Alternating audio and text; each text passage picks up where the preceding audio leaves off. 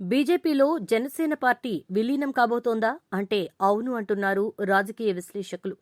అయితే ఒక్కసారి గతంలోకి వెళ్లి చూస్తే చిరంజీవి ప్రజారాజ్యం పార్టీ పెట్టినప్పుడు 2011లో కాంగ్రెస్ పార్టీ ఎంపీ రాజ్యసభ పదవి ఇచ్చి ప్రజారాజ్యం పార్టీని విలీనం చేసుకుంది.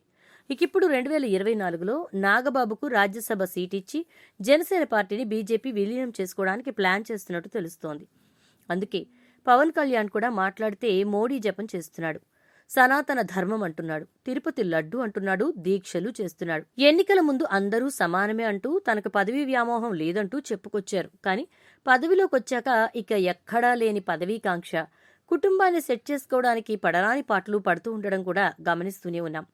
ఎంతసేపు మోడీ, నడ్డా, అమిత్ షా వీళ్లతో రిలేషన్ మెయింటైన్ చేయటం, నాగబాబుకు రాజ్యసభ ఇవ్వండి అని ప్రాధేయపట్టం, ఇది తప్ప పవన్ కళ్యాణ్ మరో పని చేయటం లేదు.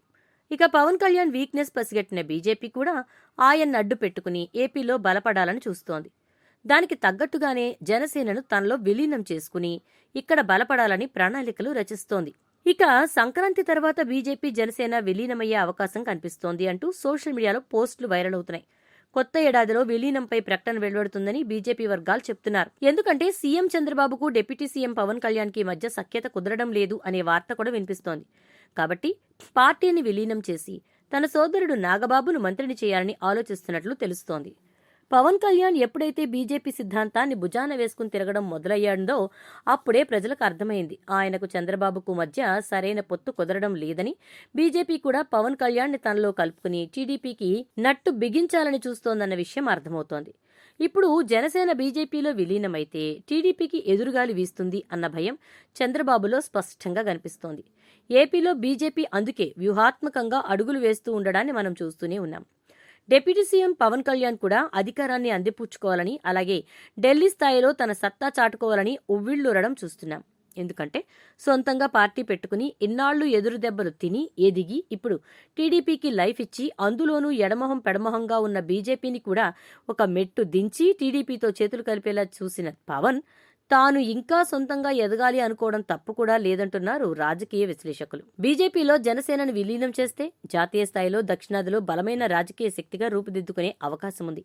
అయితే బీజేపీతో చాలా జాగ్రత్తగా వ్యవహరించాలి అంటూ టీడీపీ పెద్దల నుంచి నియోజకవర్గాల నాయకులకు సమాచారం వెళ్లింది. అయితే మరోవైపు వైసీపీ కూడా ఇదే భావిస్తోంది. బీజేపీలో జనసేన విలీనమైతే గనక టీడీపీతో కలిసి వెళ్లారని అనుకుంటోంది. ఏదేమైనా అంతా కూడా బీజేపీ ప్లాన్ ప్రకారమే జరుగుతోందని పవన్ కళ్యాణ్ కూడా ఆగూటి మాటలే మాట్లాడుతున్నారు.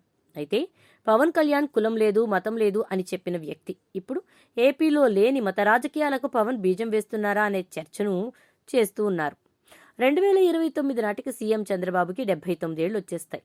అయితే అప్పటికి ఆయన పాలిటిక్స్లో ఆయన యాక్టివ్గా ఉండే అవకాశాలు తక్కువ. అందుకే ఆయన నారా లోకేష్ని పార్టీలో కీలక నేతగా ఎదిగేలా చేయడానికి చూస్తున్నారు. అందుకే ఆయన్ని వీలైనంత త్వరగా సీఎంని చేసేయాలన్న ఆలోచనతో ఉన్నట్టు కనిపిస్తోంది. అందుకే బీజేపీ కూడా టీడీపీని ఎదగనివ్వకుండా జనాల్లోకి వెళ్లడానికి, పార్టీని అధికారంలోకి తీసుకురావడానికి హిందుత్వ సరైన అంశం అని పవన్ కళ్యాణ్ కూడా నమ్ముతున్నారన్న విషయం క్లియర్గా తెలుస్తోంది. అయితే రాజకీయాల్లో ఎప్పుడైనా ఏమైనా జరగొచ్చు. చూడాలి సంక్రాంతికి విలీనం అంశం ఏ మలుపు తిరుగుతుందో అని.